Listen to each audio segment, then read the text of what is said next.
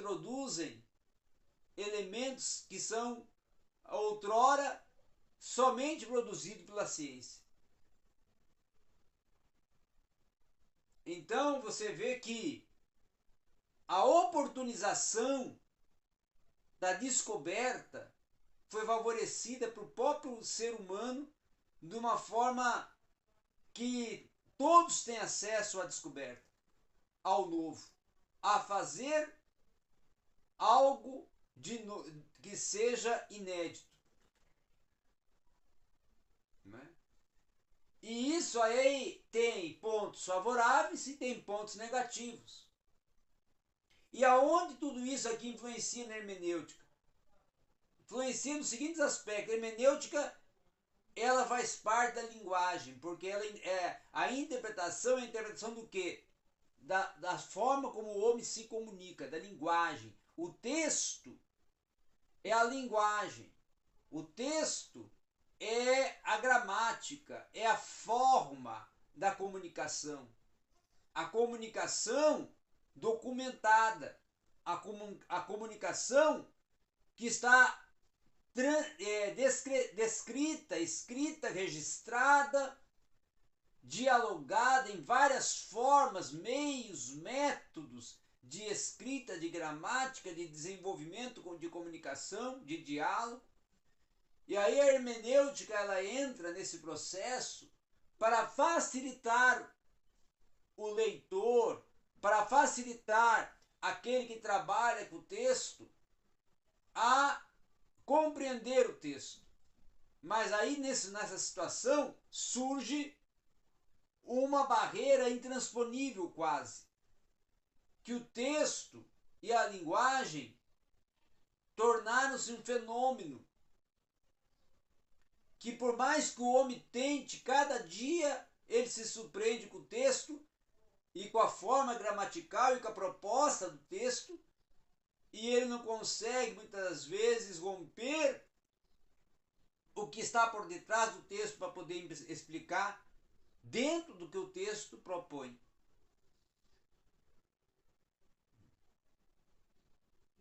Então a hermenêutica, muitas das vezes, ela fica limitada. A exegese vai dar um contributo maior, porém, em determinados assuntos e textos e propostas, nem a hermenêutica nem a exegese. Alguns linguistas, com alguns métodos linguísticos, é que vão poder extrair de uma forma até psicológica, vamos assim, pedagógica, o que o autor está propondo.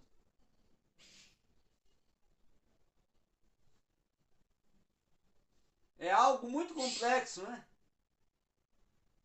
E aí eu vejo por que surge a heresia. Aí eu vejo por que surge a incompreensão.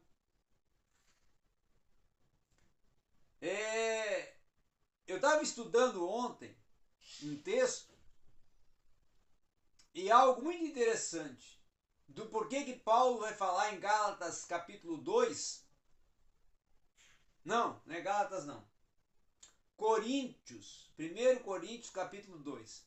Quer falar assim: eu não vim até vocês com sublimidade de linguagem, ou de língua, ou de conhecimento, ou de fala. Porque aquele momento na Grécia, e Corinto era um polo dessa circunstância, havia um grande embate entre oratória e retórica. Os chamados sofistas, eles eram retóricos. A retórica, na verdade, era a proposta na Grécia que a terminologia retórica dizia o quê? Como eu convencer alguém. Então era um discurso de convencimento. Mas na verdade os sofistas eles eram excluídos do rol acadêmico. Não eram aceitos pelos filósofos. Os filósofos nem consideravam os sofistas. E os filósofos tinham os sofistas como os enganadores, que não tinham um grande conhecimento, dominavam um assunto, mas tinham poder de convencimento, de persuasão. E aí com o discurso, ou com a forma como apresentava o discurso, eles convenciam e levavam as pessoas para onde eles quisessem. Já a oratória era o discurso elaborado de acordo com o que o conteúdo propõe e uma forma de transmitir que venha produzir resultado pedagógico. Então os filósofos usavam a oratória para poder discorrer o assunto, o conteúdo de uma forma mais compreensível, inteligível, possível para os alunos. E os sofistas viam pela parte da sociedade procurando vender o conteúdo, transmitir o conteúdo da forma como eles compreendiam, mas como tinha uma forma de argumentar muito forte, muito persuasiva, persuadiam, mas não dominavam o assunto porque nem conheciam o assunto na realidade. E aí Paulo está ali numa sociedade em que havia doutores da oratória e havia sofistas. Havia filósofos que dominavam o assunto, o conteúdo, porque tinham sido os criadores do assunto. E havia aqueles que ouviram falar do assunto e articulavam de tal forma que a pessoa ouvia e pensava, esse aí conhece o assunto. Esse aí é que é o dono do assunto. E aí Paulo fala assim, olha, ele fala com ele próprio, né? Eu agora cheguei numa situação que eu não sei nem como é que eu vou. Quem sou eu no meio desses? Aí ele fala assim, ó, eu não vim até vocês com sublimidade de língua, né? De linguagem, de comunicação. Eu me tornei o mais simples possível para vocês. Por quê?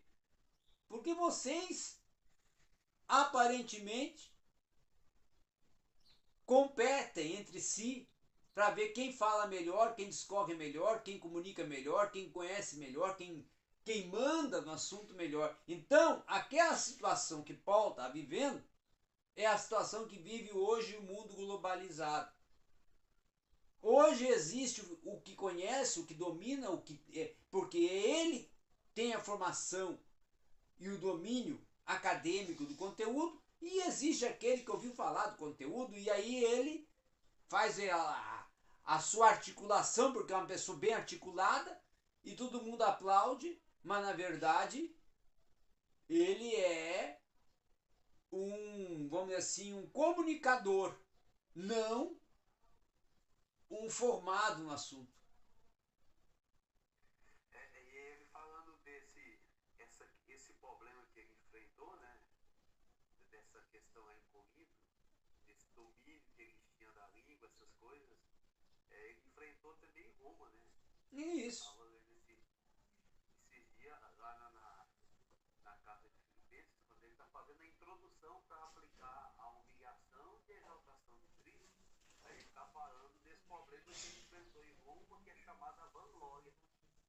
Que ele enfrentou em Roma, a vanglória. Porque para pensar uma coisa, Henrique, que todos os filósofos que são estudados hoje na academia, nenhum deles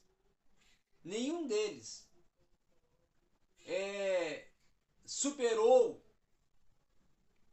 os filósofos da Grécia Antiga, os pré-socráticos, os pitagóricos, os pós-pitagóricos, os pós-socráticos. Até hoje são discorrido, discutido, falado, argumentado, estudado, debatido. E Paulo está vivendo na época que eles eram vivos. Ou que a filosofia deles tinha recém-nascido. Ou tinha, quem sabe, ali alguns 2, 3 séculos no máximo. Os pré-socráticos, os pitagóricos. E aí, imagine como era a comunicação na Grécia, em Corinto, Atenas.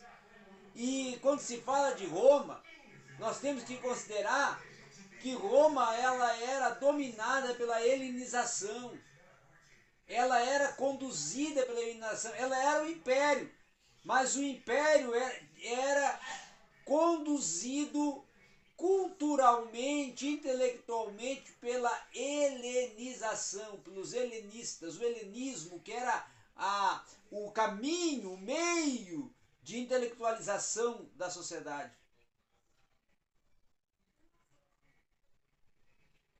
Então, Paulo está vivendo um momento de que a erudição estava em alta, né? A erudição estava em alta. E aí ele se encontra numa situação assim, eu tenho que divulgar o evangelho, mas o evangelho é simples, mas eles são profundos. Eles são cientistas. Eles dominam retórica e oratória. Então Paulo já chega desconstruindo, né?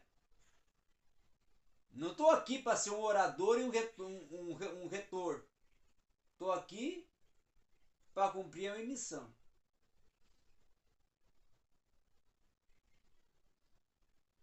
Né? Por isso que ele diz, ó, os judeus querem sinal. O grego, sabedoria. E eu prego a Cristo.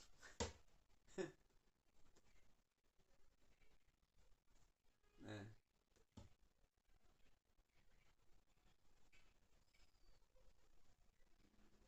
Então, essa é que era a grande... E essa problemática hoje acontece no seguinte sentido, que hoje, não só na igreja, no mundo acadêmico, até mais no mundo acadêmico do que até... O mundo acadêmico está em caos hoje. Porque o mundo acadêmico hoje tem muitos doutores que ele constrói uma tese, ele passa 4 anos para construir uma tese, para formar-se em doutor numa área. Mas quando ele vai para frente da sala de aula, falta para ele a didática. Falta para ele a comunicação.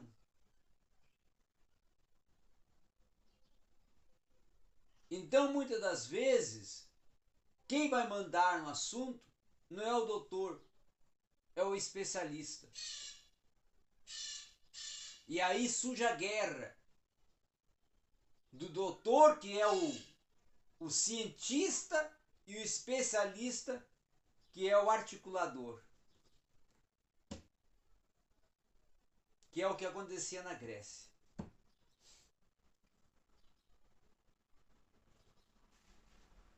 Só que com uma diferença. A Grécia era o gênese da sabedoria, da ciência. E o Brasil não é. E isso afeta a igreja.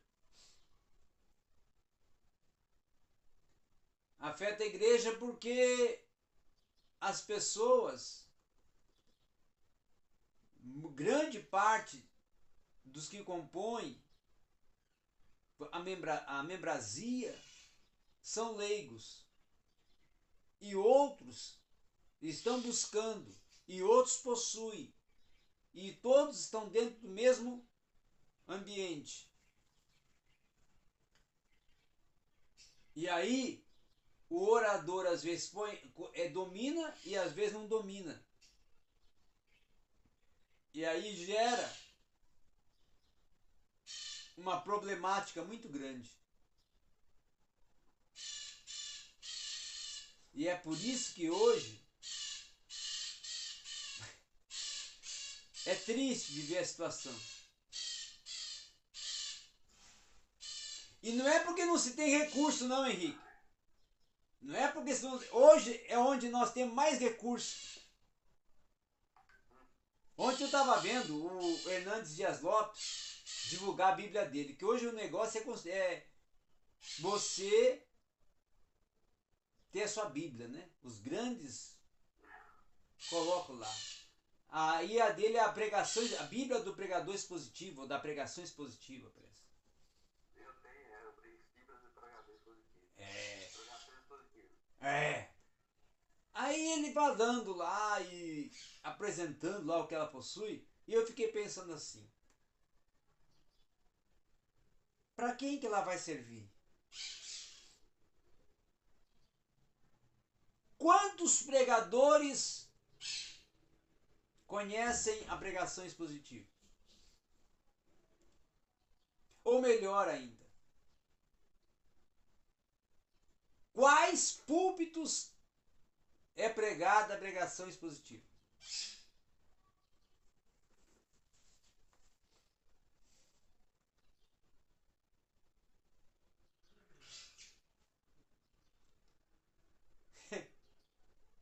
Então é isso. Esse é o problema.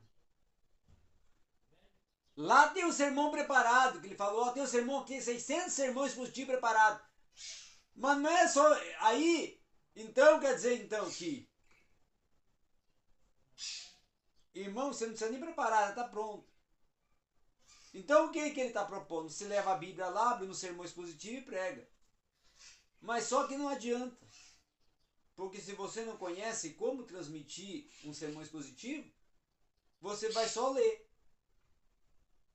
Vai ler.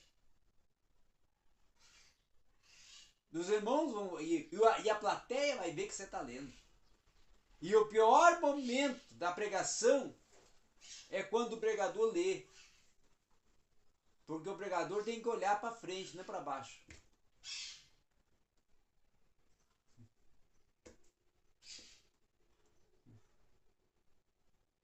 E é o que acontece hoje, né?